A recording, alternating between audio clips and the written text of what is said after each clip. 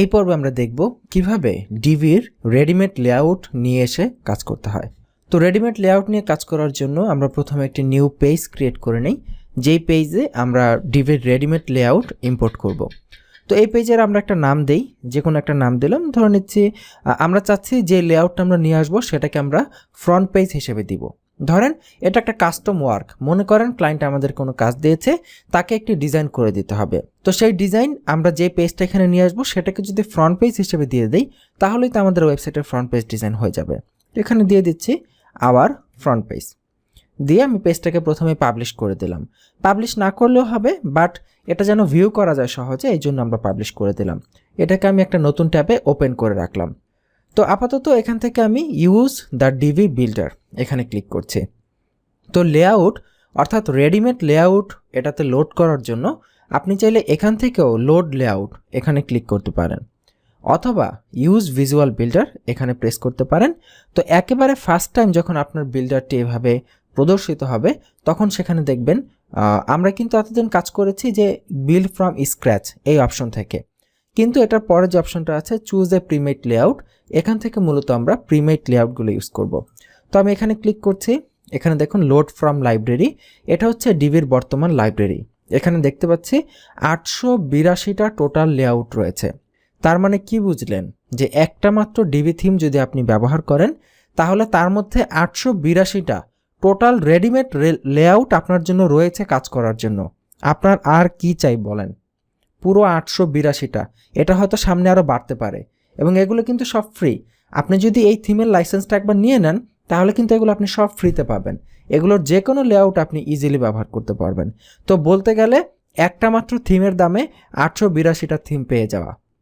তো এই জন্যই মূলত ডিভি থিমটা একটু প্রাইসি, যে বাৎসরিকভাবে পে করতে হয়। তো এখানে বিভিন্ন ক্যাটাগরি আছে, দেখুন বাম পাশে বিভিন্ন ক্যাটাগরির ডিজাইন আছে, art and design, community, education, events, তারপরে বিজনেস। আমরা যদি বিজনেসে ক্লিক করি, দেখি বিজনেস রিলেটেড থিমগুলো। এখানে দেখুন বিজনেস রিলেটেড কিছু রেডিমেড লেআউট এখানে রয়েছে, যেমন এজেন্সির জন্য ডিজাইন এজেন্সি, তারপর এখানে farmers market, yoga studio, coffee shop. তো আমরা যে কোনো একটা ডিজাইনকে চুজ করে নিই, যেমন এখানে যে কফি শপটা এখানে দেখতে পাচ্ছি। তো দেখি এটা কেমন। এখানে মাউসের কার্সার রাখলেও আপনি এরকম এটা ওপর থেকে নিচে স্ক্রল হতে থাকবে, আপনি জাস্ট ডিজাইনটা দেখতে পারবেন। এবং এর উপরে যদি ক্লিক করেন তাহলে বড় করে ওপেন হবে। এখানে দেখাচ্ছে লেআউটের, এই লেআউট প্যাকের সাথে আপনি কি কি ডিজাইন নিতে পারবেন। অ্যাবাউট পেজ নিতে পারবেন, ব্লগ পেজ নিতে পারবেন, কন্ট্যাক্ট পেজ নিতে পারবেন, guide page, shop page, menu page, landing page, home page. এই পেজগুলো আপনি নিতে পারবেন। তো আমরা শুরুতে যে পেজটা রয়েছে সেই পেজটার ডেমো দেখি, ভিউ লাইভ ডেমো। চলে আসলো, আমরা একটু নিচের দিকে যাই, আস্তে আস্তে সুন্দর করে অ্যানিমেট হচ্ছে। এখানে একটা অ্যানিমেশন আছে, নিচের দিকে যাই। তো মোটামুটি একটা প্রফেশনাল লুক ডিজাইন কিন্তু এখানে রয়েছে, যে একটা কফি শপের জন্য আমরা কিন্তু এরকম একটা ডিজাইন তৈরি করে দিতে পারি। তো ধরে নিচ্ছি যে এটাই আমাদের প্রজেক্ট। ক্লায়েন্ট আমাকে বলেছে যে কফি শপের জন্য, তার একটা কফি শপ আছে, তার জন্য একটা ওয়েবসাইট তৈরি করে দিতে।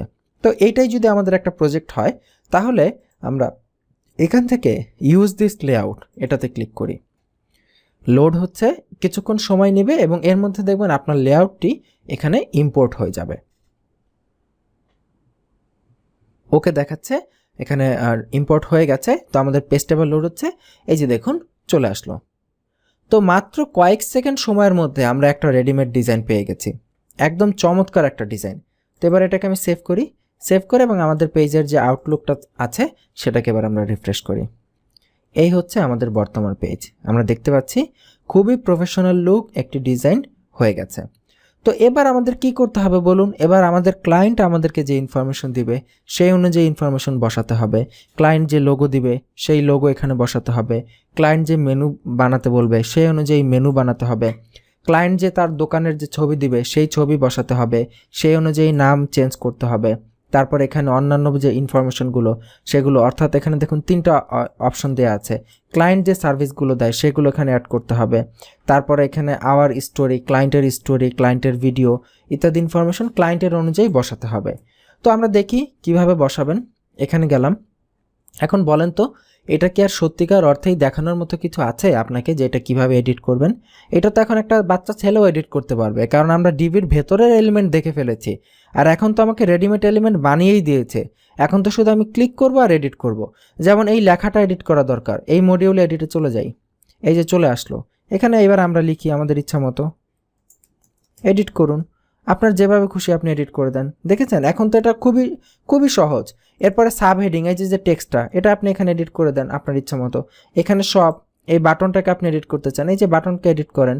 এখানে কাস্টম স্টাইল দিয়ে বাটনের টেক্সট সাইজ বড় ছোট করেন আপনার ইচ্ছা মতো। এখানে কালার চেঞ্জ করেন যেভাবে ইচ্ছা। তো এগুলো তো খুবই সিম্পল বিষয়, এখানে আসলে আর আমি আপনাকে কি দেখাবো বলেন, এগুলো তো মোটামুটি সবই আপনাকে দেখানো হয়ে গেছে।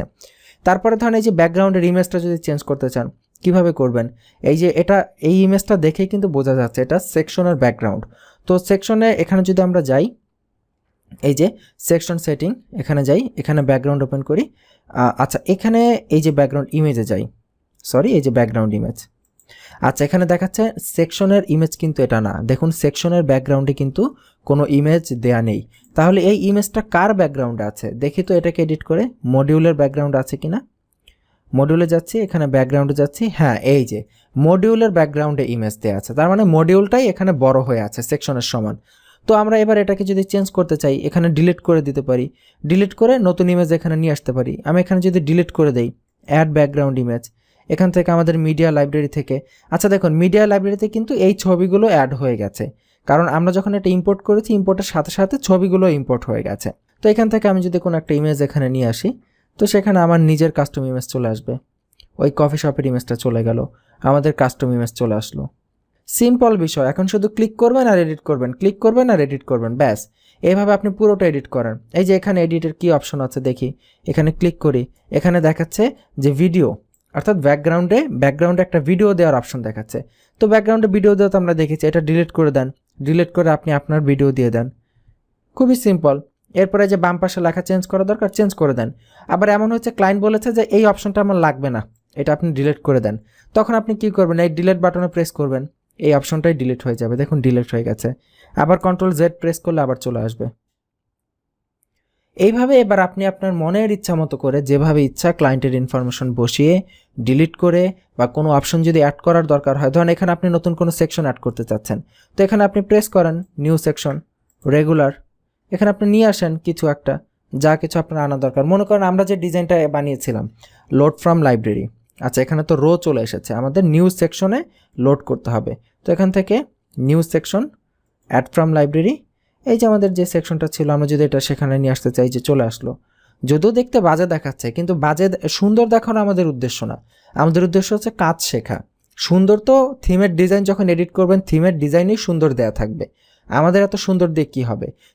থিম যারা তৈরি করেছে তারাই দেখবে সৌন্দর্যের ব্যাপার, আমরা তো শুধুমাত্র এডিট করতে শিখবো, যাতে করে এডিট করে আমরা যেভাবে ইচ্ছা চেঞ্জ করতে পারি। তো এই যে চলে আসলো আমাদের ডিজাইন, আমরা এটার ভেতরে আমাদের কাস্টম ডিজাইন ইম্পোর্ট করতে পারি, নিজেরা ডিজাইন তৈরি করতে পারি, খুবই সিম্পল। এখানে কিন্তু আর দেখানোর মতো কিছুই নেই, শুধু শুধু ছবি কিভাবে চেঞ্জ করতে হয়, লেখা কিভাবে চেঞ্জ করতে হয় এটা দেখিয়ে ঘন্টার পর ঘন্টা পার করার কোনো মানে নেই। আমরা অলরেডি মডিউলগুলো আপনাদেরকে আগেই দেখিয়ে দিয়েছি, এবং শুধু দেখানোই না অত্যন্ত বিস্তারিতভাবে দেখিয়ে দিয়েছি। তো এতটুকু আমরা দেখলাম। তবে এখানে যে জিনিসগুলো দেখেছি, মানে যে জিনিসগুলো করার আছে সেগুলো আমাদের আগেই দেখানো হয়েছে। তবে যে জিনিসটা আগে দেখানো হয়নি সেই জিনিসটা আমি আপনাদেরকে দেখাবো।